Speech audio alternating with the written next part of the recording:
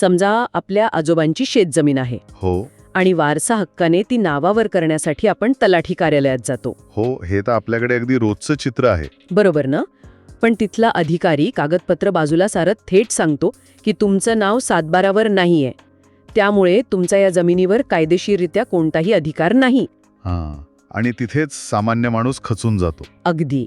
तो अधिकारी अर्ज फेटाळतो आणि नागरिकांना तिथून अक्षरशः माघारी पाठवतो. आपण वर्षानुवर्ष कोर्टाच्या पायऱ्या झिजवण्याचा विचार करून हताश होतो. खरंय, खूप मानसिक त्रास होतो यात.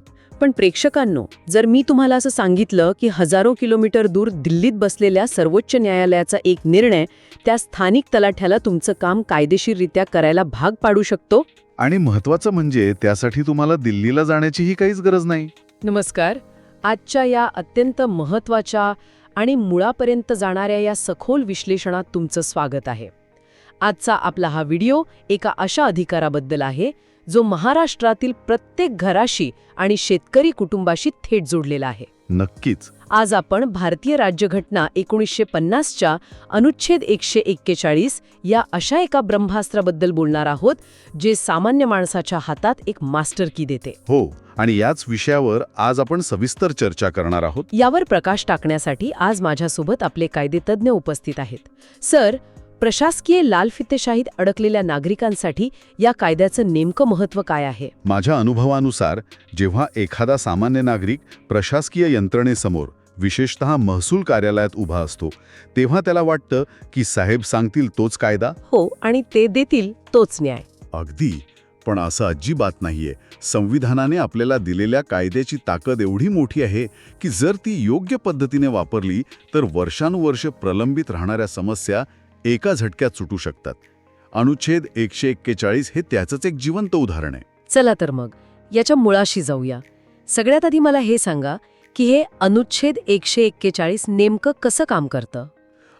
जर आपण संविधानाकडे पाहिलं तर भारतीय राज्यघटना 1950च्या अनुच्छेद 141 मध्ये अगदी स्पष्ट तरतूद आहे. अच्छा, काय सांगते ही तरतूद? या कलमानुसार सर्वोच्च न्यायालयाने घोषित केलेला कायदा, ज्याला आपण कायदेशीर भाषेत लॉ डिक्लेअर्ड म्हणतो, तो भारताच्या हद्दीतील सर्व न्यायालयांवर बंधनकारक असतो. म्हणजे उच्च न्यायालय आणि जिल्हा न्यायालय सुद्धा? होय, ती सर्व न्यायालये आणि सर्वात महत्त्वाचे म्हणजे सर्व तहसील कार्यालय, नोंदणी अधिकारी आणि महसूल अधिकाऱ्यांवरही तो पूर्णपणे बंधनकारक असतो. बापरे, म्हणजे थेट तळागाळातील अधिकाऱ्यांपर्यंत.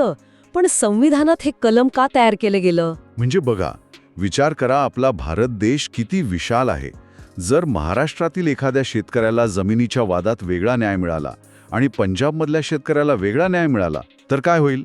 संपूर्ण कायदेशीर व्यवस्थाच कोलमडून पडेल. बरोबर. म्हणून संविधानाने अनुच्छेद 141ला एक सेंट्रल ऑपरेटिंग सिस्टम म्हणून बनवलं. सर्वोच्च न्यायालयाने एकदा कायद्याचा अर्थ स्पष्ट केला की तो नियम संपूर्ण देशासाठी अंतिम ठरतो. म्हणजे स्थानिक अधिकारी स्वतःचे वेगळे नियम लावू शकत नाहीत? अजिबात नाही. पण इथेच एक मोठा गैरसमज आहे. मी अनेकदा लोकांकडून ऐकलंय की अरे, तो सर्वोच्च न्यायालयाचा निकाल तर त्या रामराव पाटलांच्या खटल्यात लागलाय, त्यांनी केस जिंकली म्हणून त्यांना न्याय मिळाला, आपण केस केलीच नाही तर तो निकाल आपल्याला कसा लागू होईल? हो, हा महसूल आणि कायदेशीर वर्तुळातील सर्वात चुकीचा आणि दुर्दैवाने सर्वात जास्त पसरलेला गैरसमज आहे आणि तो आज आपण पूर्णपणे मोडून काढला पाहिजे. म्हणजे हा समज खोटा आहे? तर 100% खोटा आहे.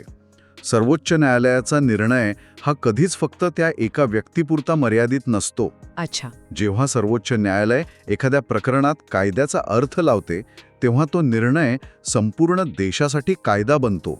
तो फक्त रामरावांचा निकाल राहत नाही. म्हणजे तो देशाचा कायदा बनतो? अगदी. तो तळागाळातील तहसील कार्यालये आणि महसूल अधिकाऱ्यांनाही काटेकोरपणे पाळावाच लागतो.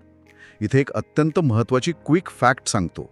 या अनुच्छेद 141 मुळेच कायद्यात संपूर्ण देशभरात एकरूपता येते.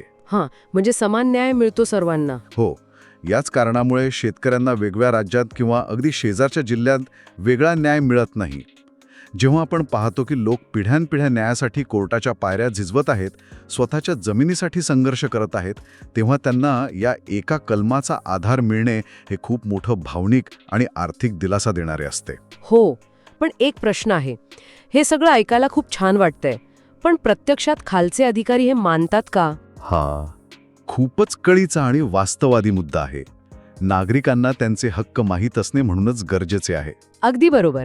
आणि प्रेक्षकांनो, तुम्ही याबाबत कधी विचार केला आहे का? कॉमेंट सेक्शनमध्ये सांगा.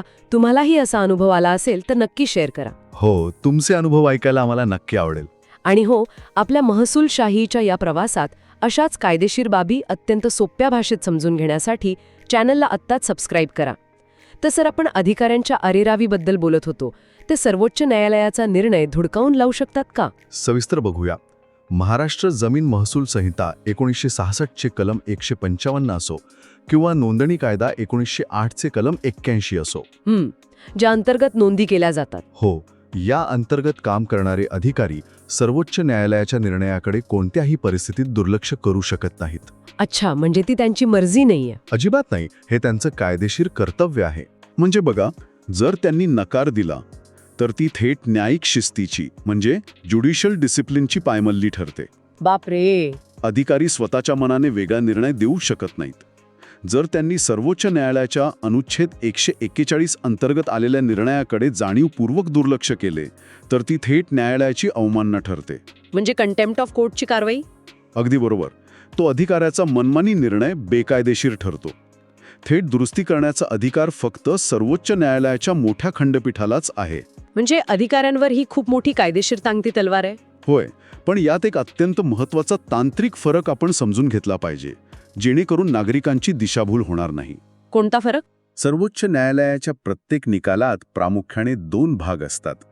एक असतो कायद्याची घोषणा, ज्याला कायदेशीर भाषेत रेशिओ डेसिडेंडी म्हणतात. हां. आणि दुसरा भाग असतो सहाय्यक टिप्पण्या किंवा ऑबिटर डिक्टा.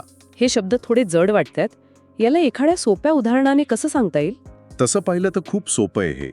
कल्पना करा, आपण एका तज्ज्ञ डॉक्टरांकडे गेलो. डॉक्टर तपासून म्हणतात, तुमचा ताप कमी होण्यासाठी ही गोळी दिवसातून 2दा घेणे सक्तीचे आहे. ओके. आणि सोबतच रोज सकाळी थोडं चालत जा, तब्येतीला चांगलं असतं. बरोबर. आता यातली गोळी घेणे ही मुख्य आणि सक्तीची सूचना आहे. त्याला आपण रेशिओ डेसिडेंडी म्हणजे मुख्य कायदेशीर तत्त्व म्हणू शकतो, जे सर्वांवर बंधनकारक आहे. अच्छा, आणि चालण्याचा सल्ला? तो एक चांगला प्रासंगिक सल्ला आहे, पण सक्तीचा नाही.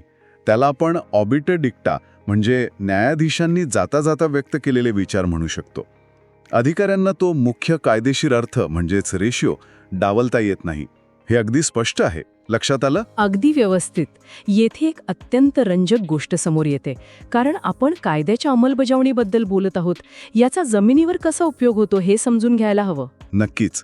व्यावहारिक उपयोग महत्त्वाचा आहे. जर आपण महाराष्ट्राचा विचार केला तर इथला सर्वात ज्वलंत विषय कोणता असेल तर तो आहे 7/12. हो, अगदी घराघरातला विषय. लोकांचा असा पक्का समज असतो की 7/12 म्हणजे जमिनीच्या मालकीचा अंतिम पुरावा. यावर सर्वोच्च न्यायालय काय म्हणतं? हां, तो दुसरा सर्वात मोठा आणि भयंकर गैरसमज आहे, जो आपण दूर केला पाहिजे. म्हणजे 7/12 हा मालकी हक्क नाहीये. नाहीये. लोकांचे पिढ्यानपिढ्या वाद चालतात कारण त्यांना वाटते 7/12 म्हणजेच मालकी हक्क. पण सर्वोच्च न्यायालयाच्या स्पष्ट निकालानुसार 7/12 हा फक्त आणि फक्त महसुली रेकॉर्ड आहे. अच्छा. तो ब्रिटिश काळापासून जमिनीचा महसूल म्हणजेच टॅक्स वसुली कुणाकडून करायची यासाठी बनवलेला एक दस्तऐवज आहे. तो जमिनीच्या मालकीचा म्हणजेच टायटलचा अंतिम पुरावा अजिबात नाही. म्हणजे एखाद्या खऱ्या वारसदाराचं नाव 7/12 काही तांत्रिक कारणामुळे नसेल तरीही तो त्या जमिनीचा कायदेशीर मालक असू शकतो. अगदी बरोबर. भारतीय राज्यघटना 1950च्या अनुच्छेद 141 नुसार सर्वोच्च न्यायालयाने दिलेला हा निकाल महाराष्ट्रातील सर्व तलाठी आणि नोंदणी कार्यालयांना 100% बंधनकारक ठरतो. वा. केवळ 7/12 नाव नाही, या एका तकलादू कारणावरून कोणाचाही कायदेशीर वारसा हक्क हिरावून घेता येत नाही. अधिकाऱ्यांना नोंदणी करताना सर्वोच्च न्यायालयाची ही व्याख्या ग्राह्य धरावीच लागते. यासाठी एखादं ठोस उदाहरण सांगता येईल का, ज्यामुळे श्रोत्यांच्या लक्षात येईल की एखाद्या सामान्य माणसाने हा कायदा वापरून मोठा लढा कसा जिंकला? नक्कीच. आपण 2019च्या बीरसिंग विरुद्ध भारत संघ या अत्यंत गाजलेल्या भूसंपादन भरपाईच्या खटल्याचं उदाहरण घेऊया. काय झालं होतं यात? एका सामान्य शेतकऱ्याची जमीन महामार्गासाठी संपादित केली गेली होती, पण स्थानिक अधिकाऱ्यांनी त्याला अत्यंत जुन्या रेडी विकनरच्या दराने अतिशय तुटपुंजी भरपाई दिली. अरे रे. पण तो शेतकरी शांत बसला नाही. त्याने लढा दिला आणि प्रकरण सर्वोच्च न्यायालयात गेलं. तिथे न्यायालयाने अत्यंत स्पष्ट शब्दांत निकाल दिला की भूसंपादन भरपाई ही खऱ्या बाजारभावावर आणि त्यात सोलेशियम म्हणजे अतिरिक्त नुकसान भरपाई जोडूनच दिली पाहिजे. क्या बात है. आणि मग याचा फायदा फक्त बीर सिंह यांनाच झाला की महाराष्ट्रातील इतर शेतकऱ्यांनाही? इथेच तर अनुच्छेद 141 ची खरी ताकद दिसून येते. आता या कलमानुसार हा निकाल कायदा बनला. म्हणजे तो सर्वांना लागू झाला? होय, तो महाराष्ट्रातील सर्व तहसील कार्यालयांना आणि भूसंपादन अधिकाऱ्यांना रातोरात लागू झाला. त्यामुळे ज्या हजारो शेतकऱ्यांची प्रकरणे प्रलंबित होती त्यांना त्या एका निकालाचा संदर्भ देऊन योग्य भरपाई मिळण्याचा मार्ग मोकळा झाला. हे तर खूपच भारी आहे. आणि इथे क्विक फॅक्ट देतो, हे सर्वोच्च न्यायालयाचे सगळे महत्त्वाचे निकाल कोणालाही घर बसल्या indianqanun.org या वेबसाईटवर अगदी मोफत वाचायला मिळतात. म्हणजे वकिलाची फी देण्याचीही गरज नाही? अजिबात नाही. तुम्ही तुमच्या मोबाईलवर हे शोधू शकता.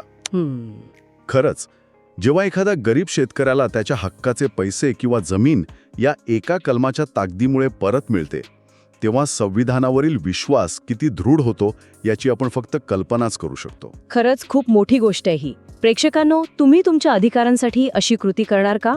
असल्यास तुमची समस्या कमेंटमध्ये लिहा.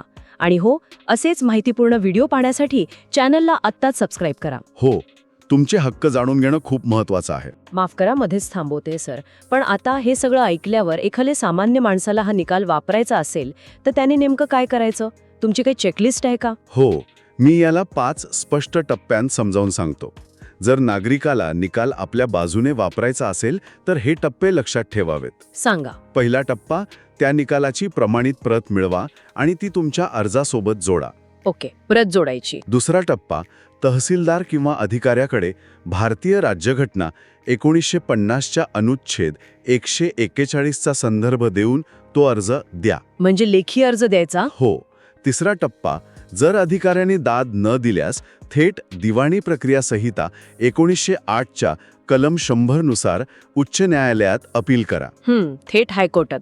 चौथा टप्पा, तिथेही न्याय न मिळाल्यास भारतीय संविधानाच्या अनुच्छेद 136 नुसार सर्वोच्च न्यायालयात SLP म्हणजेच विशेष अनुमती याचिका दाखल करा.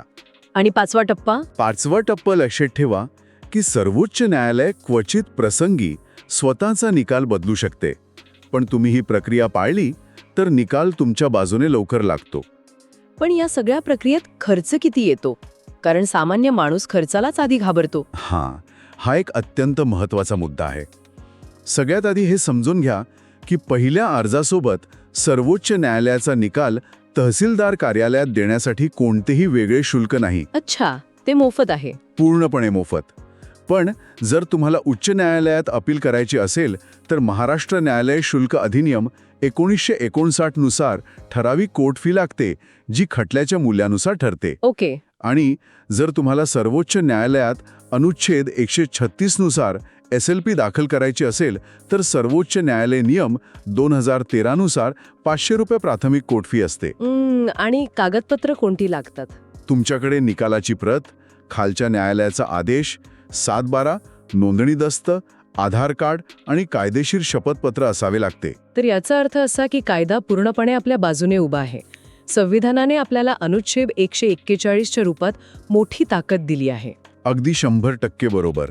यामुळे अनावश्यक खटले कमी होतात आणि व्यवस्थेवरचा विश्वास वाढतो. खरंच, आज आपण पाहिलं की भारतीय राज्यघटना 1950चे अनुच्छेद 141 कशाप्रकारे सर्व अधिकाऱ्यांना एकाच कायद्याच्या छत्राखाली बांधून ठेवते.